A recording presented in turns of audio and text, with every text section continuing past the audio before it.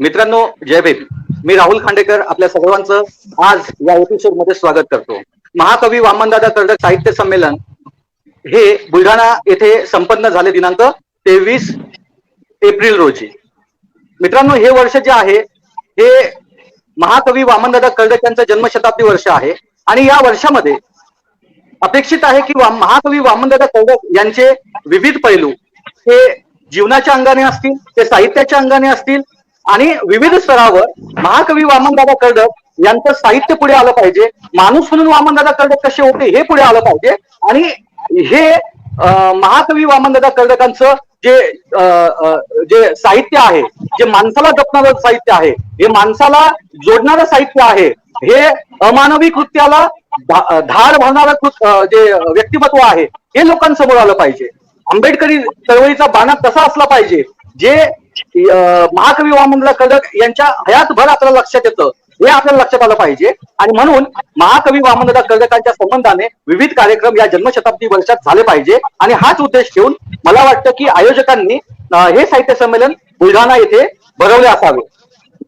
मी पुढे बोलताना सांगतो की साहित्य संमेलन झालं, परंतु साहित्य संमेलनातून काय गोष्टी पुढे आल्यात, या साहित्य संमेलनाच्या निमित्ताने काय कोणत्या कोणत्या गोष्टींची फलश्रुती झाली, म्हणजे कार्यक्रम होतात आणि जातात, परंतु त्यातून आउटपुट काय निघालं, आउटपुट काय केलं, हे ज्यावेळेस आपण मोजायला बसतो तर त्यावेळेस आपल्याला त्या कार्यक्रमाच्या पलीकडे आपल्याला काहीही सापडत नाही. आणि म्हणून असं होऊ नये म्हणून आयोजकांसहित या कार्यक्रमाचे जे काही प्रमुख वक्ते होते यांना घेऊन या चर्चेचं आयोजन आज बहुजन संघटकवर आम्ही करीत आहोत. मी स्वागत करतो या ठिकाणी रवींद्रजी सावळे, रवींद्रजी साळवे आणि रमेशजी आराख, सुरेश साबळे हे आयोजक म्हणून या ठिकाणी उपस्थित आहेत. डॉक्टर किशोर वाघ हे या ठिकाणी ज्यांनी सांस्कृतिक सत्र ही रात्र शाहिरांची या पद्धतीने जे या टायटलवर त्यांनी जी सांस्कृतिक जलसा सादर केला, वामनदादाच्या स्टाईलचा जलसा सादर केला, त्याचे ते प्रतिनिधी आहेत. कवी संमेलनाचे प्रतिनिधी या ठिकाणी डॉक्टर अक्षय किशोर घोरपडे आहेत आणि त्याचबरोबर या वामनदादाच्या एका गझल वामनदादा गझलकार या अंगानं संपूर्ण महाराष्ट्रामध्ये, भारतामध्ये वामनदादा साहित्य पोहोचवण्याचं काम करणारे युगंधर प्रमोदजी वाळके हे सुद्धा आमच्यासोबत आज जोडलेले आहेत. मी सर्वांचं या चर्चेमध्ये स्वागत करतो. जय भीम. मी या ठिकाणी सुरुवात करतो रवींद्रजी साळवे यांच्याकडून की नेमकी या कार्यक्रमाची संकल्पना काय होती आणि का तुम्ही हे साहित्य संमेलन घेतलं याची माहिती या निमित्ताने लोकांसमोर यावी अशी आमची इच्छा आहे. सर्वप्रथम या आजच्या लाईव्ह स्टुडिओमध्ये असलेल्या सर्वांचं मी मनपूर्वक स्वागत करतो आणि हा कार्यक्रम बघत असलेल्या सर्वांचंही सुद्धा आभार मानतो आणि त्यांचंही सुद्धा स्वागत करतो की आपण ह्या चर्चेसाठी आपण आवर्जून वेळ देत आहात. तर आणि सर्वात महत्वाचं आणि जास्त मोठं अभिनंदन जर केलं पाहिजे तर ते बहुजन संघटक या चॅनलचं आणि त्याचे संचालक असलेले राहुल खांडेकर सर यांचं.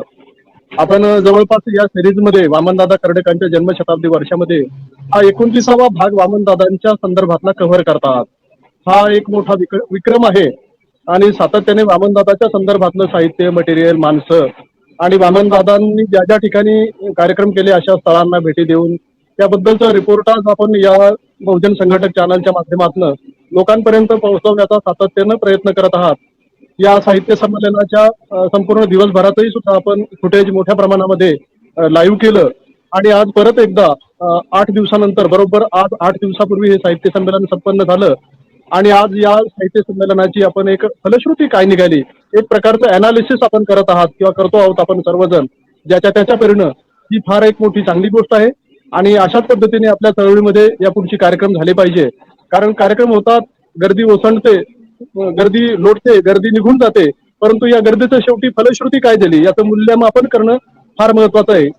मला या ठिकाणी सांगितलं पाहिजे की राहुलजी आपण इंजिनियर आहात, मी पण सुद्धा इंजिनियर आहे खरं तर. आणि इंजिनिअरिंग मध्ये इनपुट आणि आउटपुट, इनपुट जर इतकं दिलं होतं तर आउटपुट काय राहिलं असं प्रोडक्शनच्या लेवलवरती शोध घेतला जात असतो अभियांत्रिकीच्या भाषेमध्ये, मॅनेजमेंटच्या विषयामध्ये. तर आपण याचा नक्कीच शोध घेतला पाहिजे आणि मला असं वाटतं की या साहित्य संमेलनाची सर्वात मोठी फलश्रुती ही की जे सरकारला करता आलं नाही ते आपण करून दाखवलं. एका वाक्यात जर सांगायचं या साहित्य संमेलनाची फलश्रुती. आणि सरकार नावाची यंत्रणा खरं म्हणजे वामनदादा कर्डकांच्या जन्मशताब्दी वर्षामध्ये हलायला पाहिजे होती. काहीतरी भूमिका घेऊन त्यांनी वामनदादांच्या संदर्भामध्ये काम करणं, राज्य सरकारच्या पातळीवरती जिल्ह्याला काही सूचना देणं, विशिष्ट असा फंड अलॉकेट करणं आणि त्या अनुषंगानं वामनदादांच्या साहित्यावरती, वामनदादांच्या गीतांवरती, वामनदादाच्या कार्यावरती सांस्कृतिक कार्यक्रम त्याचं आयोजन करणं आणि वामनदादाचं मोठेपण जगाला सांगणं हे राज्य सरकारची जबाबदारी होती. परंतु राज्य सरकारनं ते केलं नाही. म्हणून या पद्धतीने आपल्या सर्वांच्या सहकार्याने आपल्याला पुढे यावं लागलं आणि आपण ते करून दाखवलं. यातला आनंद हा आहे की या संमेलनाला आलो आणि गर्दी जमली याहीपेक्षा ही सारी गर्दी माणसं होती. वामनदादावरती निस्सीम प्रेम करणारी माणसं होती. आणि या गर्दीनं अगदी काही लोक म्हणत असतील की सुप्रसिद्ध दिग्दर्शक माननीय नागराज मंजुळे साहेब आले त्यामुळे ही गर्दी वाढली असेल. परंतु तसं नव्हे, खुद वामनदादांचे चाहते नागराज मंजुळे होते आणि त्यांच्यासोबत आलेले चरण जाधव हे पण सुद्धा वामनदादांच्या गीतांचे चाहते आणि वामनदादांच्या गाण्यांना संगीताचा साथ देऊन लोकांपर्यंत पोहोचण्याचं काम त्यांनी केलं. त्यामुळे ते पण सुद्धा वामनदादांचे चाहते म्हणून आले होते. ते फार मोठ्या डिग्निटरीच्या आविर्भावात या संमेलनात सामील झाले नाहीत. एक सामान्य माणूस, अगदी आश्चर्याची गोष्ट म्हणजे मला एक सांगितलं पाहिजे की वत्सलाबाई जनार्दन गवई या भगिनी ज्यांचे पती वामनदादांच्या समवेत काम करत होते, या वत्सलाबाईच्या चरणाला, तिच्या पायाला नागराज मंजुळे यांनी त्या कार्यक्रमामध्ये उद्घाटन सत्रामध्ये हात लावला. ही सर्वात मोठी या संमेलनाची उंची असलेली गोष्ट आणि नागराज मंजुळे सर यांच्या मोठेपणात भर घालणारी गोष्ट आहे. एरवी एखादा डिग्निटरी सेलिब्रिटी जेव्हा एखाद्या कार्यक्रमाला येतो तर त्याचा तामझाम लवाजमा या पद्धतीने असतो.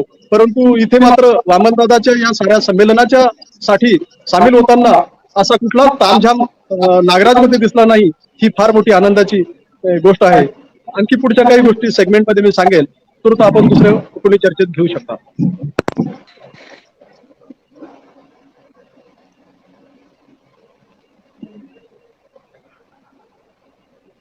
हॅलो,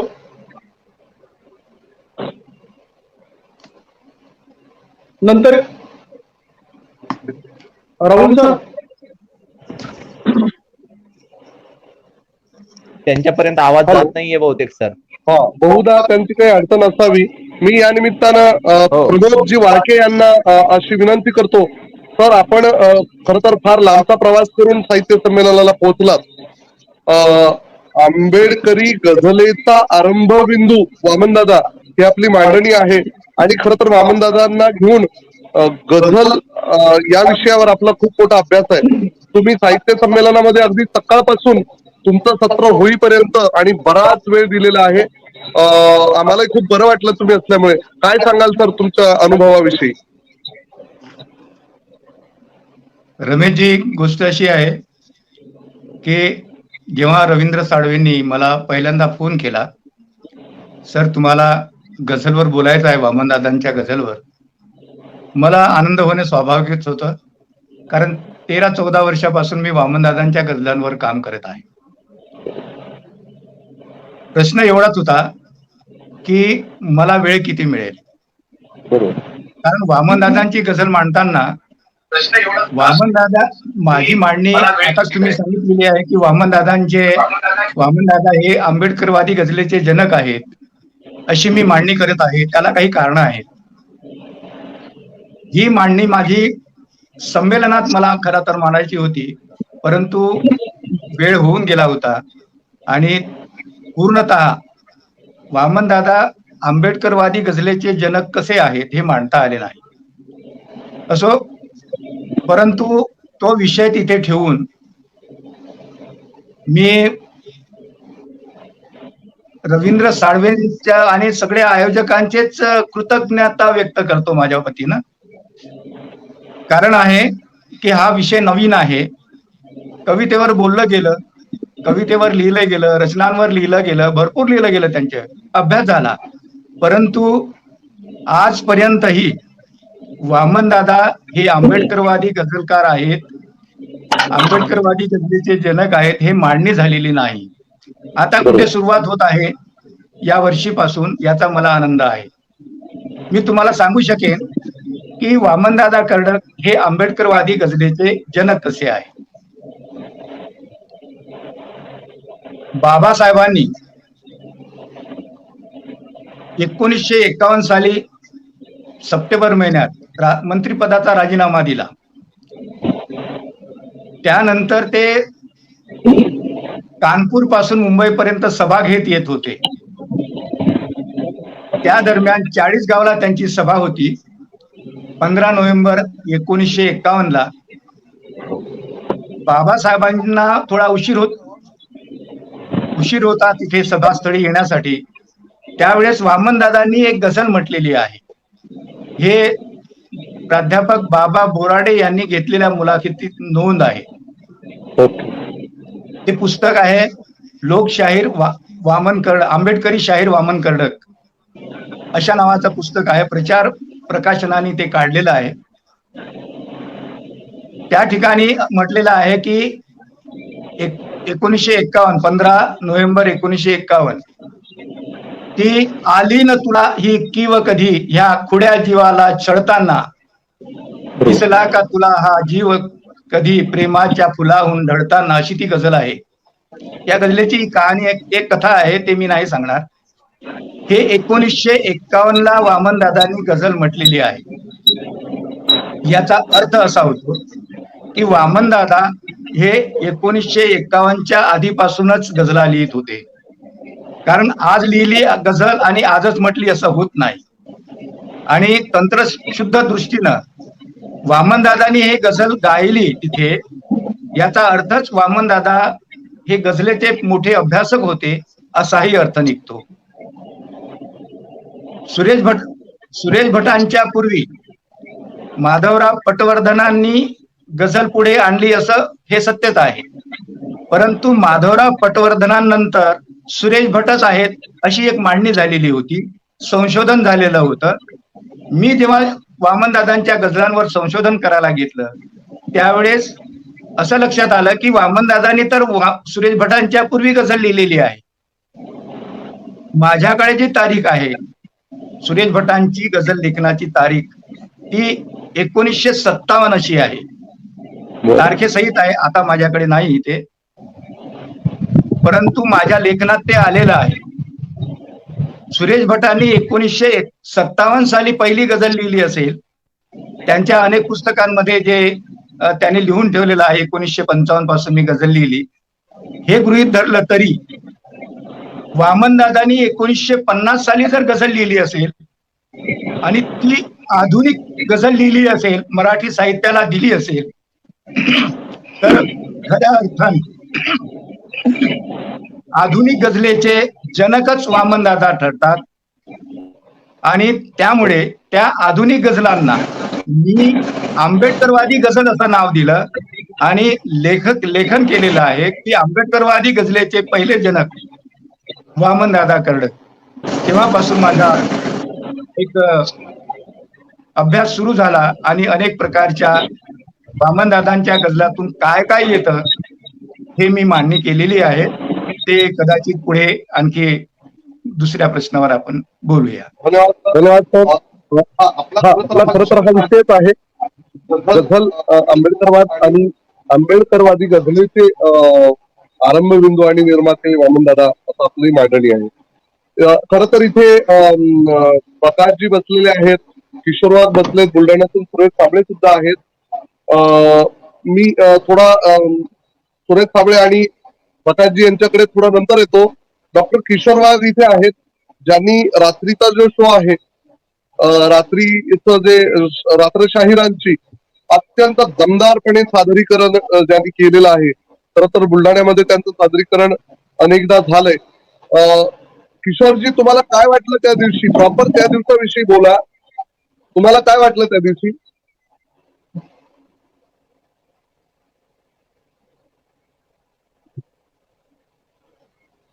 आवाज माईक ऑन करा भाई. आवाज नाही उराला. सगळ्यांना सप्रेम जय भीम. हॅलो. हा जय भीम. जय भीम. जय भीम. बोला. जय भीम. बोला. पुन्हा एकदा महाकवी वामनदादा कर्डक यांच्या जन्मशताब्दी वर्षाच्या निमित्तानं महाकवी वामनदादा कर्डकांना त्रिवार अभिवादन करून आपण जे साहित्य संमेलन, राज्यस्तरीय साहित्य संमेलन या बुलढाण्यामध्ये पार पाडलं. म्हणजे बुलढाणा म्हणजे तसा प्रांत हा वामनदादांच्या अतिशय जिव्हाळ्याचा प्रांत राहिलेला आहे. बुलढाण्यामधलं भादोला नावाचं गाव हे वामनदादांना खऱ्या अर्थानं त्यांच्या हयातीत जाणून घेणारं, मानणारं, त्यांना जगवणारं, त्यांना उभारी देणारं आणि त्यांच्यावर भरभरून प्रेम करणारं असं गाव राहिलेलं आहे. आणि त्याच्यामुळे विदर्भातल्या भादुला आणि खास करून आपल्या बुलढाणा जिल्ह्यावर वामनदादांचं प्रेम होतं. आणि तेवढंच प्रेम भादुला आणि आपल्या सगळ्या बुलढाणा जिल्हा आणि अकोला जिल्ह्याच्या लोकांनी वामनदादांवर केलेलं आहे हे सगळ्या महाराष्ट्राला माहित आहे.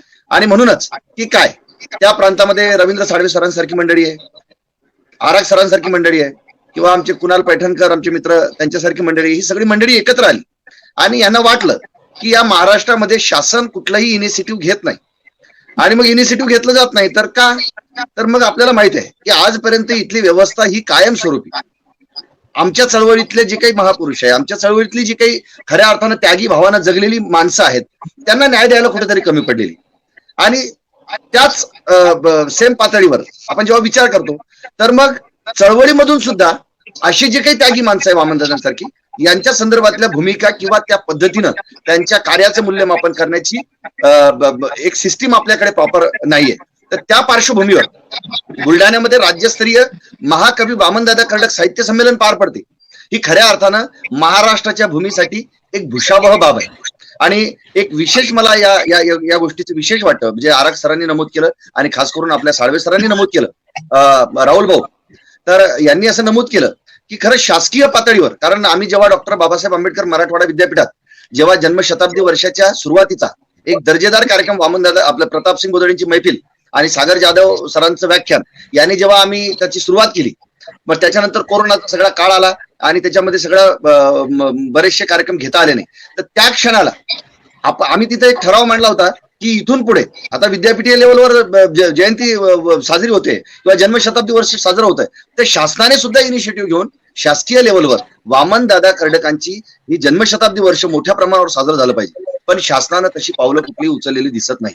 आणि दुर्दैवानं व्यवस्थेमध्ये, शासनामध्ये आणि पर्यायानं सरकारमध्ये असलेली माणसं ही यांचा अभ्यास किती आहे किंवा यांची सामाजिक बांधिलकी किती आहे किंवा इथल्या वंचितांसोबत त्यांची नाळ किती आहे हे सगळ्या महाराष्ट्राला माहिती आहे. आणि म्हणून आज बुलढाणाकरांनी एकत्र येऊन महाकवी वामनदादा कर्डकांच्या संदर्भात भूमिका घेऊन एवढं चांगलं संमेलन घडवून आणलं आणि महाराष्ट्रातल्या वामनदादा कर्डकांवर प्रेम करणाऱ्या कवी, गायक, साहित्यिक, लेखक सगळ्या लोकांना आपण बोलवलं. आणि त्यातल्या त्यात आराग सरांचा मला जेव्हा फोन आला की किशोर वाघ, जय भीम, तुम्हाला या संमेलनाला रात्रीच्या कार्यक्रमात ही रात्र शाहिरांची गायचं आहे. मी एकही शब्द काहीच नाही बोललो. आराग सर, आपण मला या ठिकाणी संधी देतात आणि एवढ्या मोठ्या ठिकाणी मला प्लॅटफॉर्मवर वामनदादांची सेवा करायला किंवा वामनदादांच्या संदर्भात एवढा मोठा कार्यक्रम होतोय आणि मला तिथं माझी सेवा द्यायची, मी तिथं हजर आहे म्हणजे हजर आहे हा एक शब्द दिला आणि त्या ठिकाणी गेलो. आणि त्या ठिकाणी जसं सर म्हटले, रवींद्र साळवे सर, की नागराज मंजुळे आले म्हणून गर्दी जमली का, हाही एक प्रश्न या अनुषंगानं चर्चेला आला. तर मी असं म्हणेल की महाराष्ट्रामध्ये डॉक्टर बाबासाहेब आंबेडकरांचं महापरिनिर्वाण झाल्यानंतर किंवा बाबासाहेबांच्या हयातीत बाबासाहेबांचे जेवढे सहकारी होते, मग तिकडे बीसी कांबळे असतील, एन शिवराज असेल, महाराष्ट्रामध्ये आपले भाऊसाहेब मोरे असतील, इकडे आपले बाबासाहेबांची म्हणजे त्याला आपण बाबासाहेबांचं प्रतिरूप त्या काळात संबोधलं गेलं, दादासाहेब गायकवाड असतील, ताकदीची मोठी मोठी माणसं झाली. पण बघा, माझा एक शब्द आहे, पण बाबासाहेब आंबेडकरांच्या या मानवतावादी संघारात बाबासाहेब गेल्यानंतर ज्यांची जयंती साजरी झाली ते एकमेव नाव आहे फक्त महाकवी वामनदादा कर्डक. हे असं का व्हावं? तर ज्यानं त्यागानं, ज्यानं नेटानं, ज्यानं उपाशी राहून, ज्यानं तांड्यावर जाऊन, ज्यानं वाडीवर जाऊन कुठल्याही गोष्टीची पर्वा नाही केली, त्या वामनदादांना आपलं नाव इथल्या हजारो लाखो करोडो लोकांच्या हृदयावर करून गेलेले. आणि म्हणून मला असं वाटतं की बुद्ध, फुले, शाहू, कबीर, छत्रपती शिवाजी महाराज घराघरात पोहोचवणारे वामनदादा कर्डक आणि त्यांच्यावर प्रेम करणारी हजारो माणसं या महाराष्ट्राच्या भूमीत वादळ वारा होऊन दररोज फिरत असतात. हजारो गाणे वामनदादांची गायली जातात आणि त्याचाच परिपाक म्हणून नागराजजी आले. नागराजजींनी चांगली मांडणी तर केलीच, परंतु त्याप्रमाणे वामनदादांवर प्रेम करणारी सगळी माणसं महाराष्ट्राच्या कानाकोपऱ्यातून या ठिकाणी आलेली आहेत. आणि हा अतिशय दर्जेदार चांगला कार्यक्रम या ठिकाणी घेतला गेला, त्याबद्दल आयोजकांचा मी या ठिकाणी आभार व्यक्त करतो किंवा त्यांचं अभिनंदन करतो. पण पुन्हा एक प्रश्न निर्माण होतो, मला नंतर संधी देऊ नका, मग पुन्हा एक प्रश्न निर्माण होतो की साहित्य संमेलन झालं, मग त्याच्यानंतर काय? कारण आपल्याकडे कार्यक्रमांसाठी कार्यक्रम घेणं, संघटनांसाठी संघटना चालवणं, एखाद्या मेळाव्यासाठी मेळावे घेणं, या गोष्टी घडत असतात. आणि ह्याच्यातून शेवटी आउटपुट काय आलं किंवा त्याच्यातून काय दिलं गेलं, तर मला वाटतं की या साहित्य संमेलनाची फलश्रुती एकच आहे आराख सर, की बऱ्याच कालावधीनंतर आपण वामनदादा कर्डक नावाचा मानवतावादी, आंबेडकरवादी महाकवी, महान गीतकार, महान गझलकार यांच्या वेगवेगळ्या अंगानं लिखाणावर चर्चा करून खऱ्या अर्थानं महाराष्ट्राला आणि देशाला सांगितलं की असा कवी आपल्या देशात आहे आणि तुम्हाला दखल घ्यावी लागेल. भटांच्या आधी ही गझल लिहिणारा वामनदादा इथं आहे आणि प्रेमगीत असेल, भावगीत असेल, लोकगीत असेल, सगळ्या अंगानं मानवतेची आणि पर्यायानं इथल्या सगळ्या बहुजन समाजाची सेवा करणारा एक अवलिया माणूस या महाराष्ट्रात होऊन गेला, हे आपल्याला बहुजनाला सांगण्यासाठी हे चांगलं साहित्य संमेलन झालं आणि असेच प्रयत्न पुन्हा या महाराष्ट्राच्या भूमीत व्हावेत माझी इच्छा आहे आणि आपण सगळे सोबत आहोत. नक्कीच किशोर वाघ सर, अतिशय समर्पक आणि सुंदररित्या तुम्ही भूमिका मांडली. अपेक्षा आहे की औरंगाबादमध्ये सुद्धा अशाच पद्धतीने एक चांगला मोठा कार्यक्रम व्हावा आणि दादांच्या नावाने तो होईल सुद्धा. तुम्ही पुढे बोलालच. मी रमेश आराख सरांना विनंती करतो की आयोजक म्हणून तुम्हाला काय तुमची भूमिका वाटते? खर तर विविध कार्यक्रमाच्या आयोजनाचा अनुभव आहेत, परंतु वामनदादा कर्डकांच्या शताब्दी निमित्तानं साहित्य संमेलनाचं आयोजन हा अत्यंत घरामध्ये आपल्या काहीतरी उत्सव आहे, घरचं लग्न आहे, घरचं अमुक काहीतरी आहे, ह्या पद्धतीनं प्रत्येक गोष्ट असं वाटत होतं उत्साहानं ती केल्या गेली. खर तर आता यामध्ये विविध सत्र आपण पाहिलेत, पण एकीकडे साहित्य संमेलन, साहित्यिक, कवी, शाहीर, गायक म्हणून आपल्याला ते अनुभवायचं सुद्धा आहे आणि दुसरीकडे आयोजनाच्या भूमिकेमध्ये इथं काय कुठं कमी वगैरे आहे ह्या सगळ्या गोष्टी पाहणं आहेत.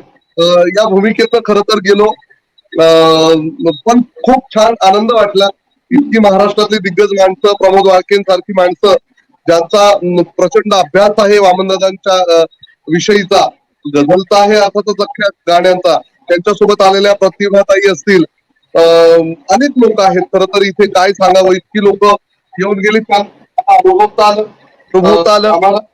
आम्हाला एक दिवस अख्खा एन्जॉय करता आला आणि त्यातून खूप खूप शिकता आलं. वामनदादांचे विविध पैलू आमच्यापर्यंत पोहोचलेत. ही खरं तर आम्हाला आमची फलश्रुती वाटते. खूप खूप खूप आनंद झाला.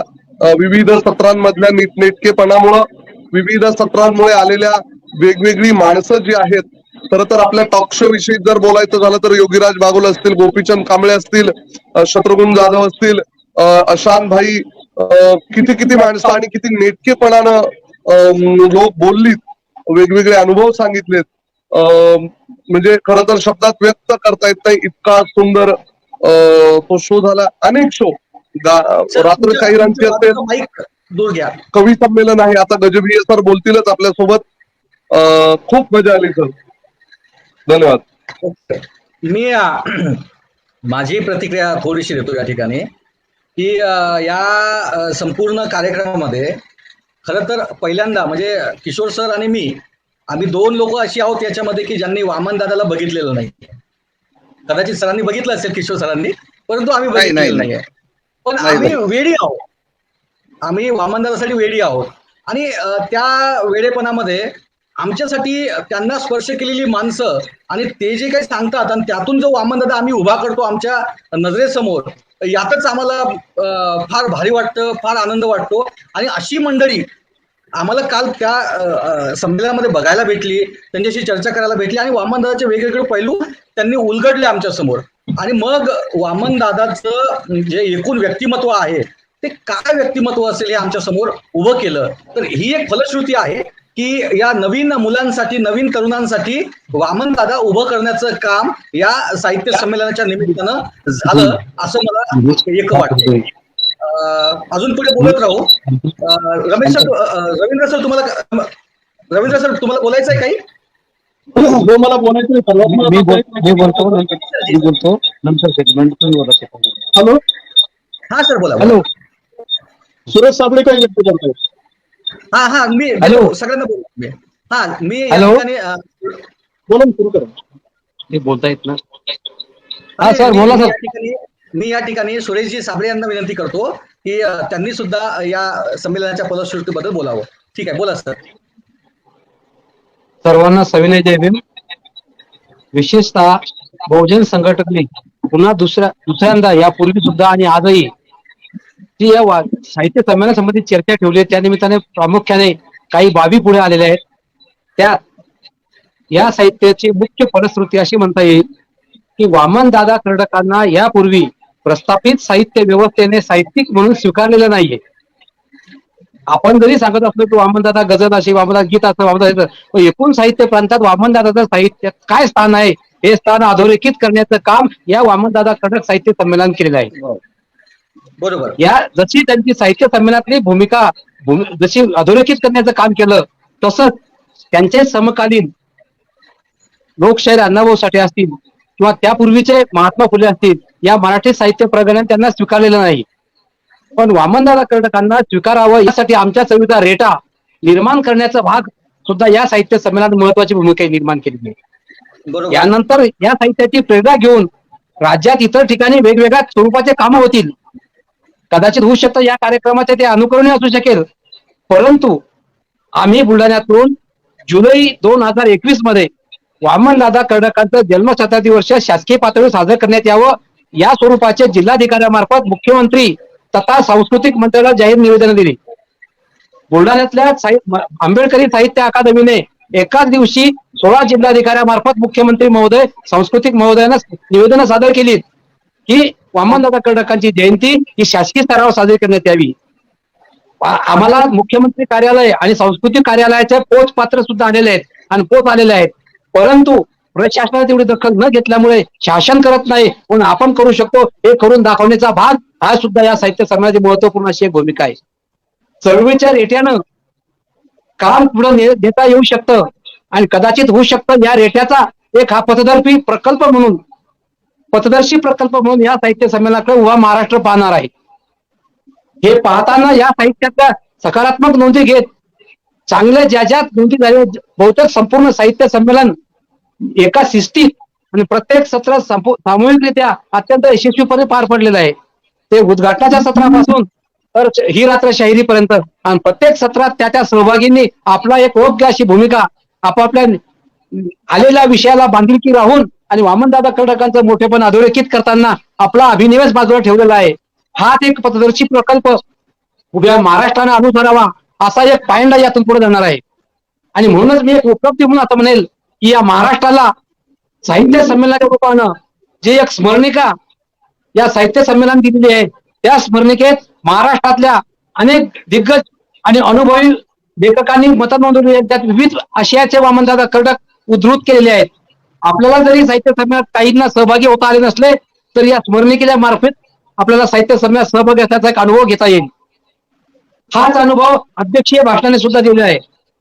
या साहित्य संमेलनाचे अध्यक्ष म्हणजे योगायोग असा आहे की जेव्हा महाराष्ट्रात कॉम्रेड गोविंद पानसरे यांनी सुरू केलेल्या अण्णाभाऊ साठे साहित्य संमेलनाचे पहिल्या संमेलनाचे अध्यक्ष अर्जुन नांगळे होते आणि वामनदादा कर्डकांच्या नावाने झालेल्या पहिल्या साहित्याचा अध्यक्ष सुद्धा अर्जुन नांगळे झालेले आहेत. हा एक ऐतिहासिक नोंद या निमित्ताने झाली आहे. बंधूजनो, आपल्या मार्फत आम्हाला पुन्हा या बाबी आवर्जून सांगाव्या लागतील की या साहित्य संमेलनाने पूर्ण महाराष्ट्रासमोर एक पथदर्शी प्रकल्प म्हणून आपले आदर्श वाट ठेवलेली आहे. त्याचं अनुकरण वर्षभर वेगवेगळ्या कार्यक्रमाच्या रूपाने, वेगवेगळ्या माध्यमांच्या रूपाने होणारच आहे. या साहित्य संमेलनाच्या मार्फत आपण सर्वांनी एक पथदर्शी प्रकल्प म्हणून या संमेलनाकडे पाहावे असा आशावाद मी व्यक्त करतो आणि थांबतो. धन्यवाद सर, धन्यवाद सर. खूप खूप महत्वाची माहिती आपण दिली. Ramesh sir, sorry Ravindra sir. हा बोला. बोलू का? हा सर, बोला बोला. तर या संमेलनाची सर्वात मोठी फलश्रुती आम्हा बुलढाणेकरांसाठी ही आहे की एरवी वामनदादा कर्डकांच्या संदर्भात लोकांना कदाचित पूर्ण माहिती नसल्यामुळे त्यांनी भीमबुद्ध गीते लिहिली, तितकंच माहिती असावं कदाचित यापूर्वीची त्यांची जाणकारी. परंतु या संमेलनाच्या साठी सर्व जाती धर्मातील लोक सहभागी झाले आणि वामनदादा कर्डकांनी माणसाचं, माणुसकीचं आणि जगभरातल्या शोषित कष्टकरी आणि श्रमिक वर्गाचं दुःख आपल्या गाण्यातून मांडलेलं आहे. आणि हा खऱ्या अर्थानं मानवतावादी शाहीर होता. या शाहिरानं फुले शाहू आंबेडकर ह्या परंपरेचा पाईक होताना माणुसकीची वहिवाट करण्याचा प्रयत्न केला. हे सर्व बुलढाणेकरांना कळालं आणि या साहित्य संमेलनाच्या मध्ये सामील झालेल्या अनेक जाती धर्मातील लोकांनी आमच्याकडे ही प्रतिक्रिया व्यक्त केली की वामनदादा कर्डकांचं मोठेपण आम्हाला आजपर्यंत माहीत नव्हतं. या संमेलनाच्या निमित्ताने आम्ही तिथे बसलो आणि त्या वक्त्यांच्या भाषणांमधून, अध्यक्षीय भाषणांमधून, कवी संमेलनातल्या काही कवितांमधून वामनदादा किती मोठ्या उंचीचे व्यक्ती होते हे आम्हाला कळालं. हे सर्वात मोठं आम्हाला लोकांकडनं आलेला फीडबॅक हा महत्वाचा वाटला. दुसरी महत्वाची गोष्ट ही की या संमेलनामध्ये सर्व जाती धर्माच्या लोकांनी आम्हाला सहकार्य केलं आणि केवळ आपली जबाबदारी किंवा आर्थिक मदत करून ते बाजूला झाले नाहीत, तर दिवसभर या संमेलनामध्ये ते सामील होते आणि संध्याकाळच्या अगदी ही रात्र शाहिरांची या सांस्कृतिक कार्यक्रम असेल किंवा त्यापूर्वीचा समारोपीय सत्र असेल किंवा कवी संमेलन असेल, इथलं सभागृह पूर्णपणे श्रोत्यांनी, माणसांनी खचाखच भरलेलं होतं. माणसांची वानवा नव्हती आणि किती ऐकावं आणि कुठे साठवावं अशी अवस्था होती. अर्थात हे सारं आमच्याकडे आता व्हिडिओ फुटेज रेकॉर्डिंग आहे, फोटोग्राफ्स आलेले आहेत. या संमेलनाची एक स्मरणिका पण सुद्धा आपल्याकडे उपलब्ध आहे आणि विशेषतः माननीय खरात साहेबांनी आम्हाला हे संमेलन यशस्वी करण्यासाठी प्रेरणा दिली. स्वागताध्यक्ष म्हणून रविकांत तुपकर यांनी अतिशय नेकीनं, इमानदारीनं सर्व लोकांना जोडून दिलं. अर्जुनराव डांगळे सर यांनी अतिशय चांगल्या पद्धतीचं या निमित्तानं विवेचन केलं आणि त्यांच्यासोबतच डॉक्टर महेंद्र भवरे सर हे पण सुद्धा आले. अशी खूप तुमच्यासारखी माणसं, वाळके सरांसारखी माणसं, अक्षयजी सरांची सारखी कवी लेखक माणसं ही आली आणि आम्हाला सर्वांना ते ऐकता आलं. हे सर्वात मोठं आमचं आनंदाचा क्षण आणि वामनदादांना आम्हाला नव्यानं समजून घेता आलं, हे आमचं खूप खूप आनंद वाटतो या गोष्टीचा. बोला सर. घोरपडे सर तुमची प्रतिक्रिया झाली का? नाही नाही नाही अजून नाही. सर मला ऐकायला आवडेल. म्हणजे काय पहिल्यांदाच म्हणजे कवी संमेलन आपण हेच ऐकले, बरेच होतात, बरेच झाले, परंतु एवढ्या मोठ्या स्टेजवर हा एवढा भव्य दिव्य कवी संमेलन होणं आणि त्यात महाराष्ट्राचे दिग्गज आणि बुलढाणेकर असलेले कवी सुद्धा सामील होणं ही एक मोठी योग होता आणि नवीन कवींसाठी ती प्रेरणा होती. काय सांगाल सर तुमची प्रतिक्रिया? हो, सगळ्यांना जय भीम, सप्रेम जय भीम. आदरणीय प्रमोद दादा, सुरेश दादा, रवींद्र भाऊ, किशोर भाई आमचे आणि स्वतः तुम्ही राहुलजी, या लोकांनी जे काही मुद्दे उपस्थित केले त्या अनुषंगाने मला 4-5 मुद्दे इथे उपस्थित करणं फार आवश्यक वाटतंय. ते यासाठी की या साहित्य संमेलनाबरोबरच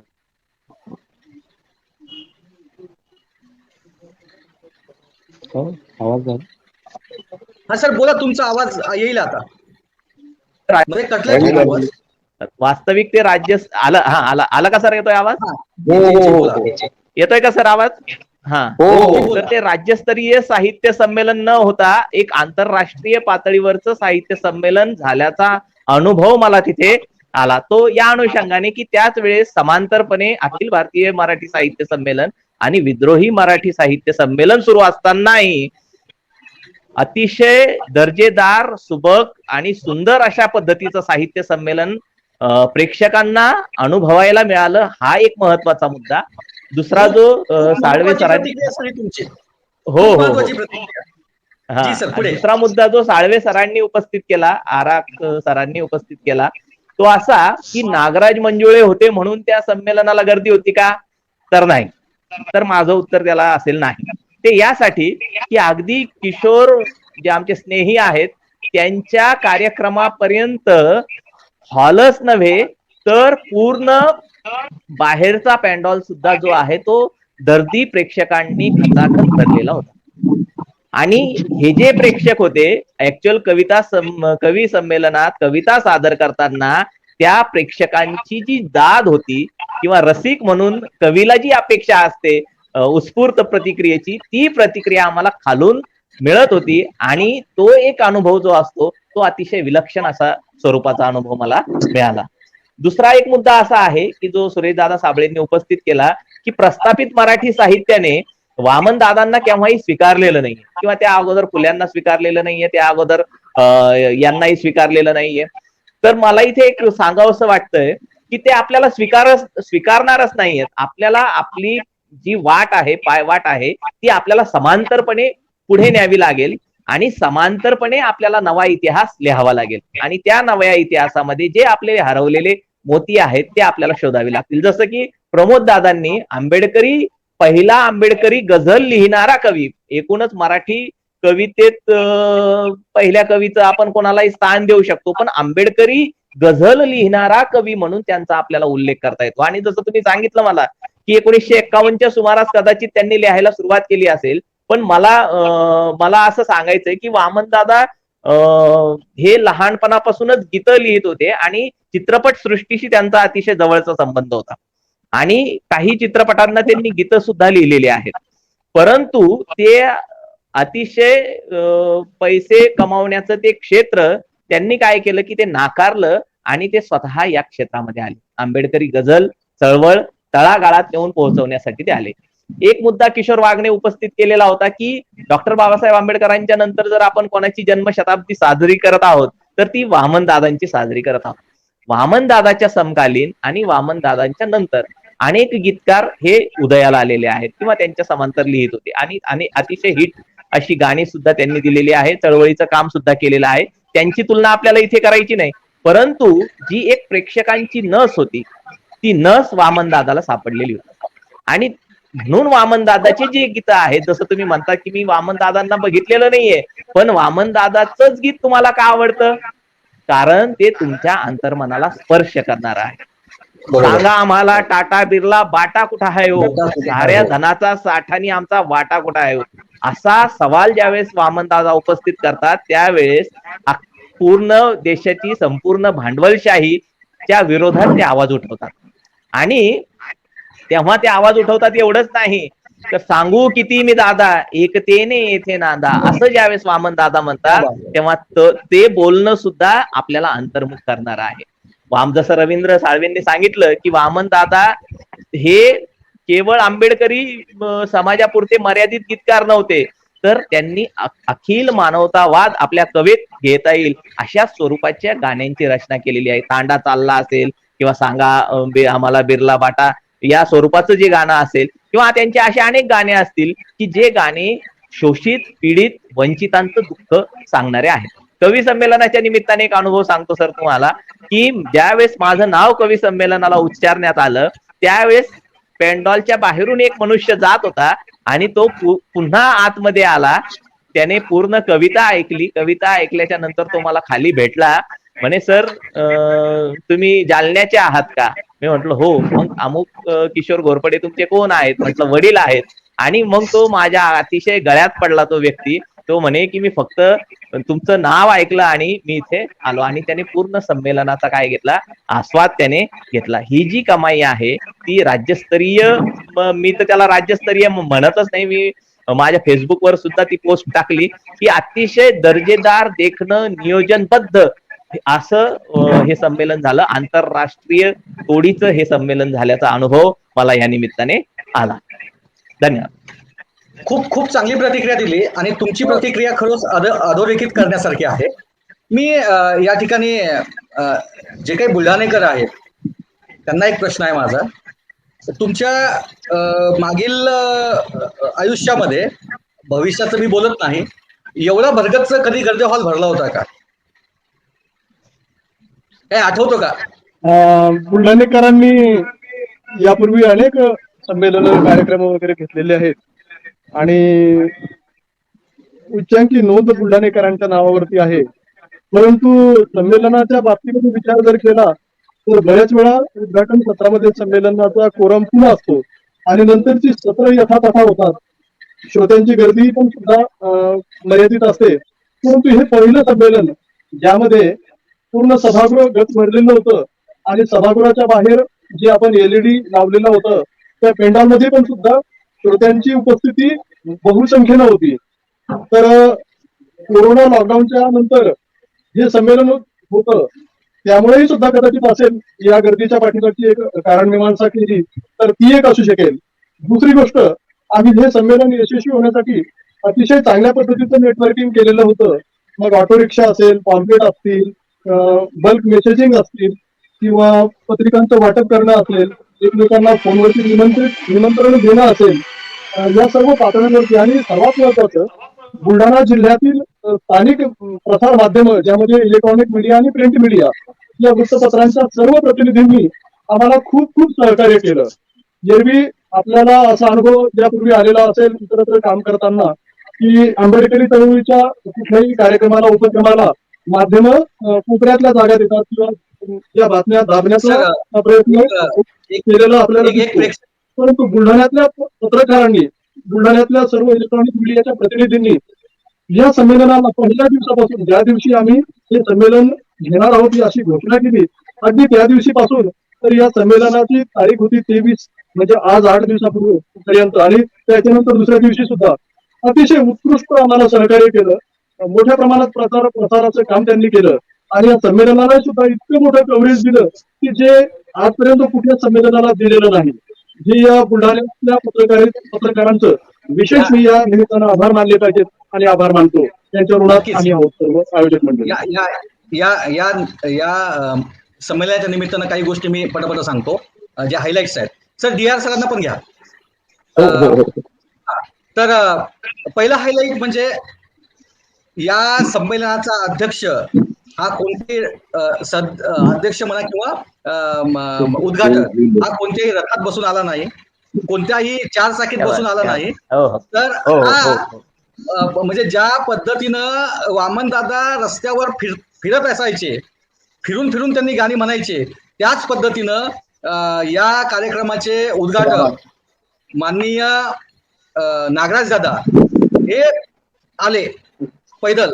आणि मी ज्यावेळेस मी ऍज अ संघटकचा संयोजक या नात्यानं मी ते कव्हर करायला गेलो, तर मला असं डोक्यात माझ्या असं की फार बिलकुल काहीतरी यांनी गाडी लावली असेल आणि मस्त असेल, तसं काही नव्हतं.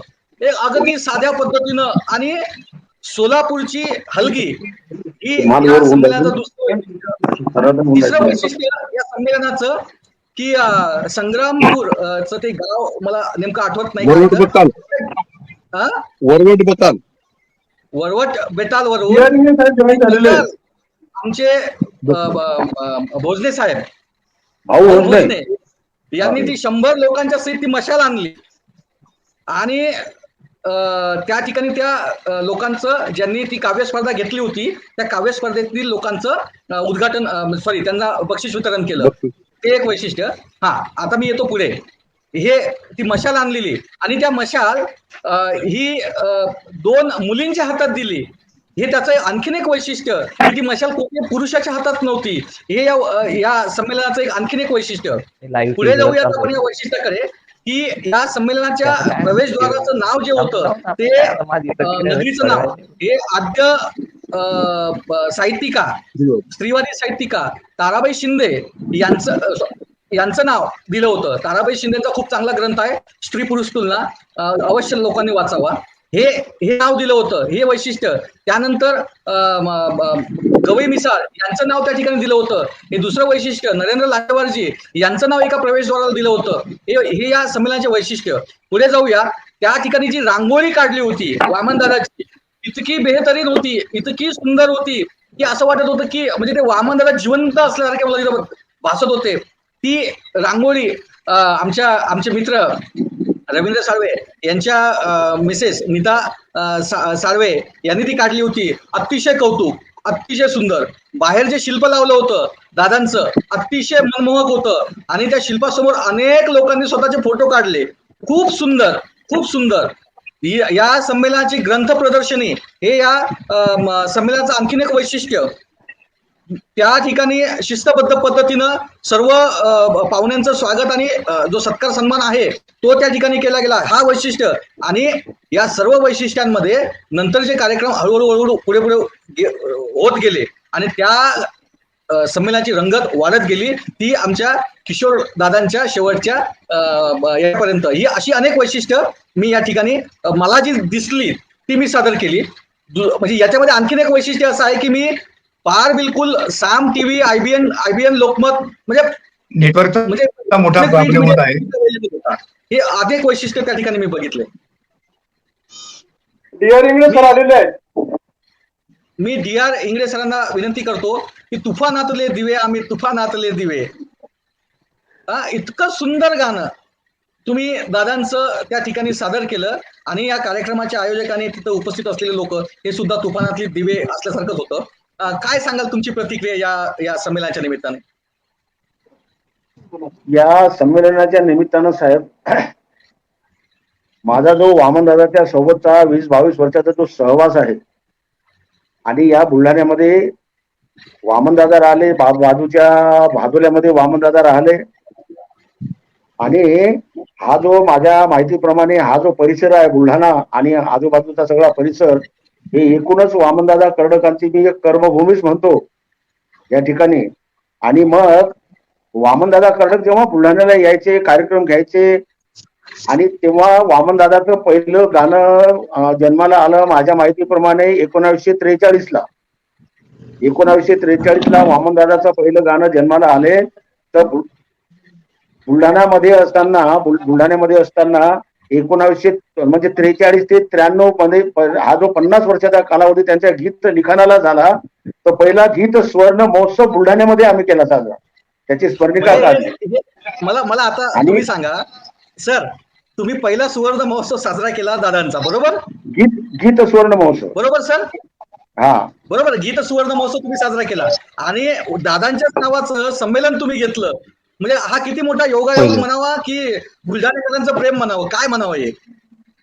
आणि आमचं जे आयोजक मंडळी जी आहे या ठिकाणची, आमच्या या संमेलनाची जी आयोजक मंडळी आहे हे प्रत्येक क्षेत्र, याचं वैशिष्ट्य असं आहे की या साहित्य संमेलना एक बहुजन चेहरा आम्हाला मिळवण्याचा आमचा प्रयत्न जो होता त्याच्यामध्ये आम्ही यशस्वी झालेलो आहोत.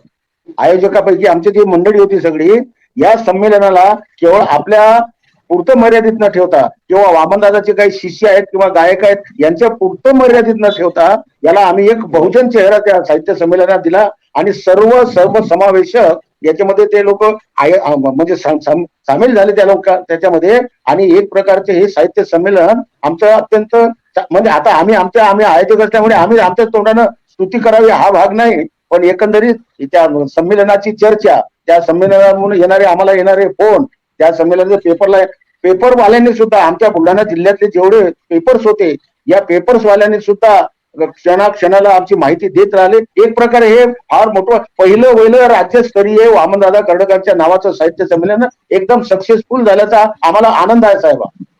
खूप चांगली गोष्ट आहे, खूप चांगली प्रतिक्रिया सरांनी दिली. आपण कार्यक्रम समाप्तीकडे घेऊन जाऊ. गझलकार प्रमोद साळवे, तुमची प्रतिक्रिया शेवटची. मी 74 पासून संमेलनाला जात आहे. या संमेलनाचं फलित सांगतो मी काय आहे ते. जी, उद्घाटन सत्राला खूप लोक असतात, परिसंवादाला थोडे ओसरतात आणि कवी संमेलनाला तर जवळजवळ नगण्य असतात. हे मी अनुभवलेलं आहे. जी, परंतु बुलढाण्याची जे संमेलन झालं वामनदादा कर्डक राज्यस्तरीय साहित्य संमेलन, त्या ठिकाणी उद्घाटनाला तर लोक होतेच, भरगच्च लोक होते, परिसंवादाला होते आणि कवी संमेलनांपर्यंत आणि पुढचा जो मनोरंजनाचा कार्यक्रम आहे त्यापर्यंत लोक होते.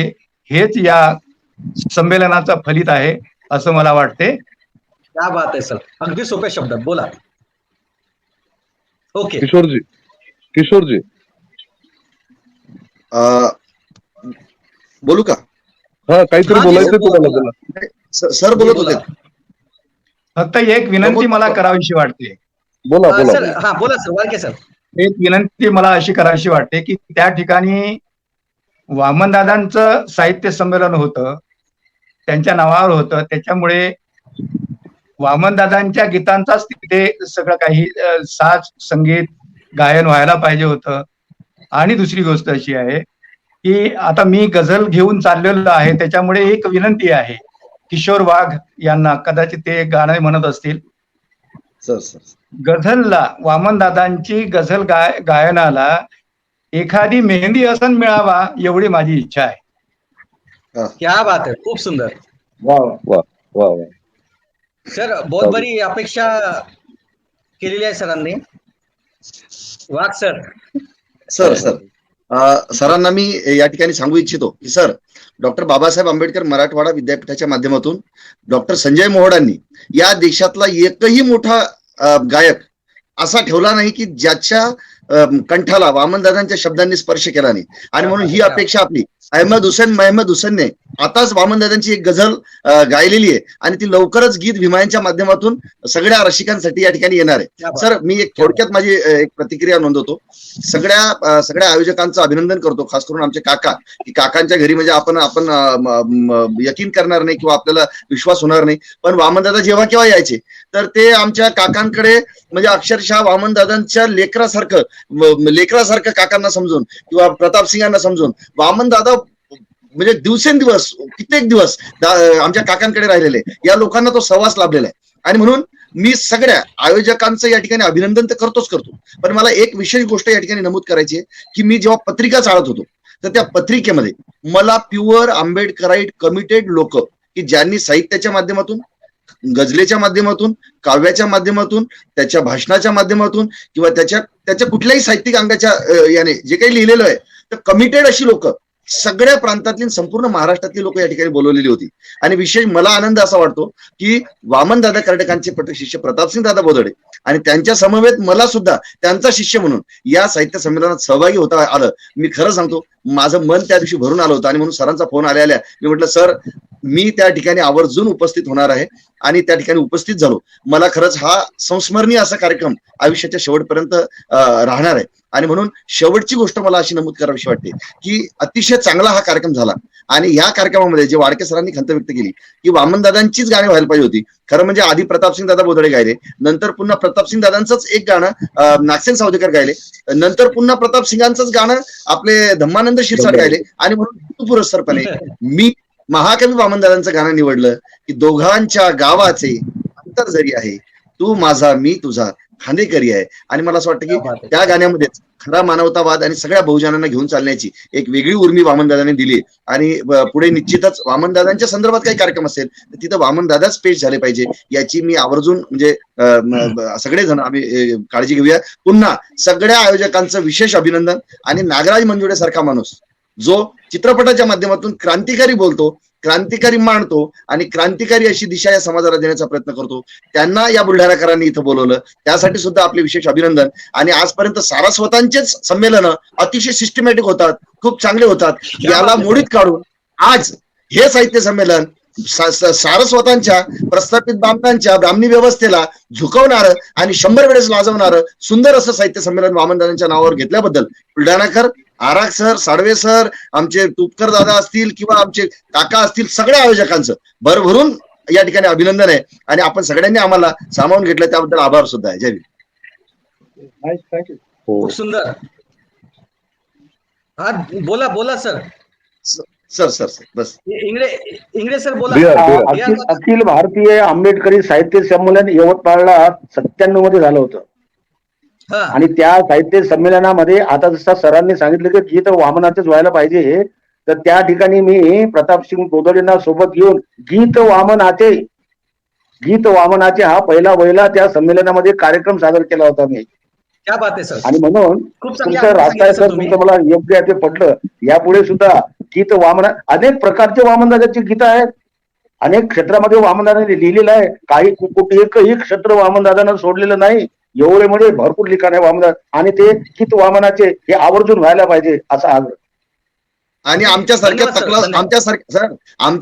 तकलादू कवींनी काही लिहिण्याची गरज नाही, एवढा साठा वामनदादा देऊन गेलेले, त्याच्यामुळे तो विषयच नाही. घोरपडे सर, अगदी छोटीशी प्रतिक्रिया. अतिशय कमी प्रतिक्रिया देतो छोट्याशा शब्दात की अतिशय दर्जेदार असं साहित्य संमेलन तर झालेलंच आहे, परंतु वामनदादाची एक नव्याने ओळख मराठी साहित्यात आणि एक बहुजन समाजामध्ये या संमेलनाच्या निमित्ताने निश्चितच निर्माण झाली. त्यांच्या गीतांचा पुन्हा नव्याने एक आढावा घेण्यात आला आणि एक म्हणजे जो परिसंवाद होता भवरे सरांच्या अध्यक्षतेखाली, तर त्यामुळे तर त्या परिसंवादाची आणि स्मरणिकेची नोंद ही निश्चितच मराठी वाङ्मयाच्या इतिहासात घेतली जाईल. धन्यवाद. नक्कीच सर. रमेश आराखजी. खर तर काय बोलावं, अनेक पैलू मांडून झालेत. साहित्य संमेलन खूप छान झालंय, अनेक चांगल्या प्रतिक्रिया मिळाल्यात. आम्ही तर आयोजक आहोत आणि ह्या सगळ्या प्रतिक्रिया ऐकून आम्हालाही खूप बरं वाटतंय. बस, धन्यवाद. रवींद्र सर. बाबासाहेबांनी म्हणाले होते एक मिनिट. बाबासाहेब म्हटले होते की जागृतीचा अग्नी तेवत ठेवा.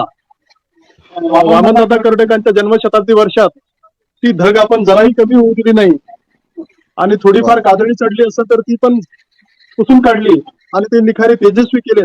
आता बाबासाहेबांच्या विचारांचा हा कारवा हीच माणसं पुढे घेऊन जातील अशी अपेक्षा आहे आणि नक्की यासाठी हे संमेलन कारण ठरेल अशी माझी प्रतिक्रिया आहे. साबळे सर. बहुजन महानायकांना ज्या ज्या काळात त्यांनी काम केलं त्याची दखल ही नंतरच्या काळात घेण्यात आली. तीच बाब काही अंशी वामनदादा कर्डकांच्या संदर्भात झालेले. मी या निमित्ताने या संमेलनाच्या एकूण गोषवारा सांगताना असं सांगता वाटतं, जसा मधल्या काळात आंबेडकरी चळवळीत एक रेटा निर्माण करून आमच्या हक्काचं आमच्या नागरिक मूलभूत तत्वाचे जशी रेटा निर्माण केला पटवून देण्यासाठी, तसं वामनदादा कर्डकांचं साहित्य क्षेत्रातील अधोरेखित्व करताना आम्हाला चळवळीचा रेटा म्हणून हे साहित्य संमेलन पथदर्शी म्हणून ठरेल. त्यासाठी यातून प्रेरणा घेऊन महाराष्ट्रातल्या चळवळीने आपल्या चळवळीचा रेटा निर्माण करावा. एकूण साहित्य प्रांतात वामनदादा कर्डकांचं आहे ते स्थान ते अधोरेखित करावं ही विनंती. धन्यवाद सर, खूप चांगली प्रतिक्रिया दिली तुम्ही. माझी शेवटची प्रतिक्रिया, मला या संमेलनाचं भाग होता आलं.